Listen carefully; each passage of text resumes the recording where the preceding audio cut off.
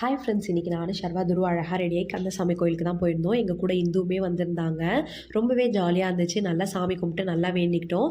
பிரசாதம் வாங்கலான்னு க்யூவில் நின்றுட்டு இருந்தோம். எனக்கு முன்னாடி ஒரு 10 பேர் இருந்திருப்பாங்க. பிரசாதம் காலி ஆகிடுச்சு. ஆனால் அந்த அங்கிள் துரு கூப்பிட்டு கொடுத்துருந்தாரு.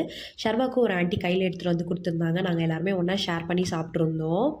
ஷர்வாவும் துருவும் இன்றைக்கி நல்லா செம்ம ஜாலியாக என்ஜாய் பண்ணிகிட்டு இருந்தாங்க கோயிலில். நானுமே ரொம்ப ஹாப்பியாக இருந்தேன். நல்ல செம்ம சாமி தரிசனம் கிடச்சிது எங்களுக்கு. சாமி ரொம்ப அழகாக அலங்காரம் பண்ணியிருந்தாங்க. எனக்கு ரொம்பவே பிடிச்சிருந்தது. நல்லா சாமி கும்பிட்டுட்டு வெளியே வந்தால் செம்மையாக மழை பிடிச்சிக்கிச்சு.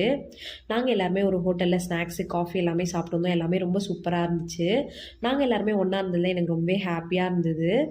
எப்போவுமே நம்மளுக்கு ஒரு விஷயம் கிடைக்கணும்னா அது கண்டிப்பாக கிடைக்கும். நம்ம அதை தேடி போகலனா கூட. அதை இன்றைக்கி நான் ரொம்பவே நல்லா ஃபீல் பண்ணியிருந்தேன்.